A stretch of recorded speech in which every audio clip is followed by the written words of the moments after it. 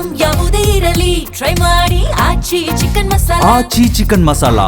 ಬೆಂಗಳೂರಿನಲ್ಲಿ ನವ ವಿವಾಹಿತೆ ಆತ್ಮಹತ್ಯೆ ಮಾಡಿಕೊಂಡಿದ್ದಾರೆ. ಮನೆಯಲ್ಲಿ ಫ್ಯಾನ್ಗೆ ನೇಣು ಬಿಗಿದುಕೊಂಡು ಸುಸೈಡ್ ಮಾಡಿಕೊಂಡಿದ್ದಾರೆ. ಡೆತ್ ನೋಟ್ ಬರೆದಿಟ್ಟು 25 ವರ್ಷದ ಶ್ವೇತಾ ಆತ್ಮಹತ್ಯೆ ಮಾಡಿಕೊಂಡಿದ್ದಾರೆ. ಕಳೆದ 4 ತಿಂಗಳ ಹಿಂದೆಯಷ್ಟೇ ವಿವಾಹವಾಗಿರ್ತಾರೆ ಶ್ವೇತಾ.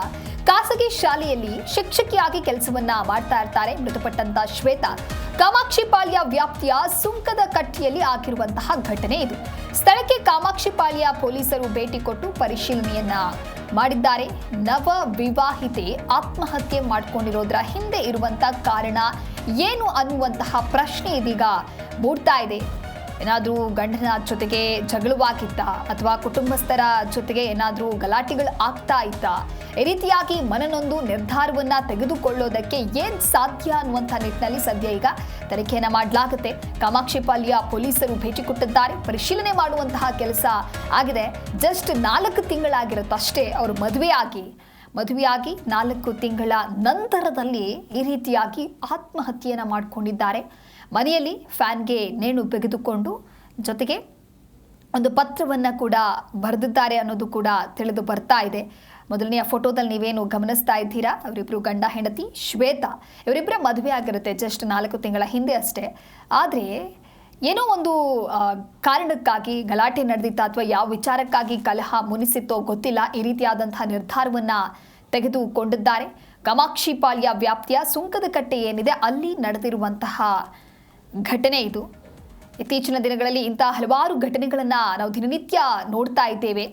ಮದುವೆಯಾಗಿ ಕೆಲವೇ ತಿಂಗಳಿನಲ್ಲಿ ದೂರ ಆಗುವಂತಹ ಘಟನೆಗಳು ಒಂದು ಕಡೆ ನಡೀತಾ ಇದ್ರೆ, ಇನ್ನು ಕೆಲವು ಕಡೆ ವಿಚ್ಛೇದನಕ್ಕೆ ಮೊರೆ ಹೋಗ್ತಾರೆ. ಆದರೆ ಇಲ್ಲಿ ಈ ನವವಿವಾಹಿತೆ ಆತ್ಮಹತ್ಯೆ ಮಾಡಿಕೊಂಡಿದ್ದಾರೆ. ನನ್ನ ಸಾವಿಗೆ ನನ್ನ ಗಂಡನ ಅಕ್ಕ ಕಾರಣ ಅನ್ನುವಂಥ ಪತ್ರವನ್ನು ಬರೆದಿದ್ದಾರೆ. ಅವರಿಬ್ಬರಿಂದ ನನಗೆ ಹಿಂಸೆ ಆಗ್ತಾ ಇದೆ, ಬದುಕೋಕೆ ಆಸೆಯೇ ಇಲ್ಲದಂತೆ ಮಾಡಿದ್ದಾರೆ.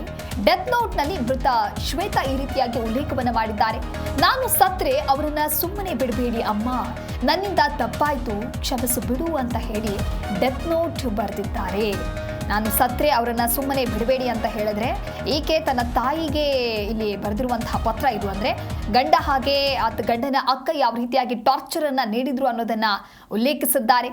ನನ್ನಿಂದ ತಪ್ಪಾಯಿತು, ಕ್ಷಮಿಸು ಬಿಡು ಅಂತ ಹೇಳಿ ಡೆತ್ ನೋಟ್ನಲ್ಲಿ ಅವರು ಬರೆದಿಟ್ಟಿದ್ದಾರೆ. ಆಕೆ ಬರೆದಿರುವಂತಹ ಪತ್ರವನ್ನು ಕೂಡ ನೀವು ಗಮನಿಸ್ತಾ ಇದ್ದೀರಾ. ಗಂಡನ ಅಕ್ಕ ದಿನನಿತ್ಯ ಈಕೆಗೆ ಟಾರ್ಚರ್ ಅನ್ನ ನೀಡ್ತಾ ಇರ್ತಾರೆ. ಆದರೆ ಈ ಒಂದು ಟಾರ್ಚರ್ ಹಿಂಸೆಯಿಂದ ಆಕೆಗೆ ಬದುಕೋಕೆ ಬಹಳಷ್ಟು ಕಷ್ಟವಾಗ್ತಾ ಇರುತ್ತೆ. ಹಾಗಾಗಿ ಏನು ಬೇಡ ಅನ್ನುವಂತಹ ಒಂದು ನಿರ್ಧಾರಕ್ಕೆ ಹೋಗಿ ಈ ರೀತಿಯಾದಂತಹ ಒಂದು ನಿರ್ಧಾರ ತೆಗೆದುಕೊಂಡಿದ್ದಾರೆ. ಅಂದರೆ ಆತ್ಮಹತ್ಯೆಯನ್ನ ಮಾಡ್ಕೊಂಡಿದ್ದಾರೆ.